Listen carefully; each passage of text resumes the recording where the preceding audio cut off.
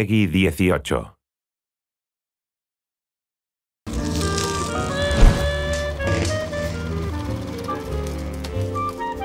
In Fallout, and then in Fallout New Vegas in particular, we really wanted to have sort of a lot of groups that people could interact with. Factions are really important to us. We didn't want to make it something where it was black and white, where you have this small group of good people against a small group of bad people. It's this very complex mixture of these different people and these different factions. The player has a lot of control over what he gets to do in the New Vegas area. He gets to influence what happens to an entire region, and in order to have that kind of influence, he needs to side with one of the factions and sort of decide where he tips the balance. It's all about war, and that's what Fallouts have been about, is war, and so how we're really showing that is war between these factions. We want the player to sort of have that hesitation when they're like, where do I really stand with these organizations? Like, is it really the right thing to back X, Y, or Z? And even if I go off on my own, what does that mean for everyone who's living in the world of New Vegas? We have three primary factions, one of which is the New California Republic. Which is this big, sprawling government that's gotten too big for its own good. It's so big, it can't control its own territories, it can't police its own laws, it certainly can't protect its own citizens.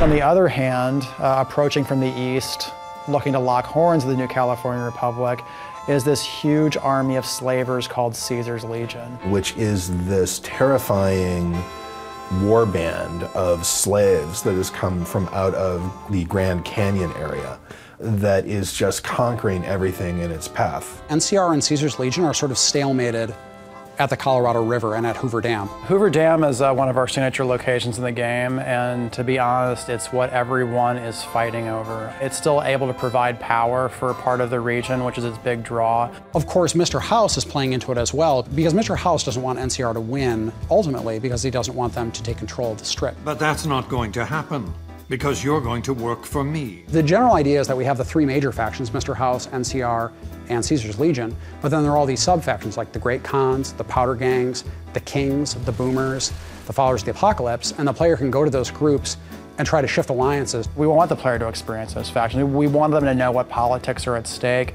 and what ideologies these organizations represent. So when they choose what factions they want to work with, it's based on something more than just a gut, they're good, they're evil reaction. So if you support Caesar, or if you support NCR, or if you help the Great Khans or the Kings, it's going to make a big difference.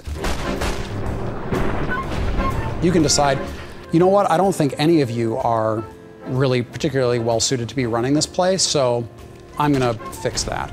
That's where you essentially are either the active champion of Vegas, or you basically just said, it's anarchy now.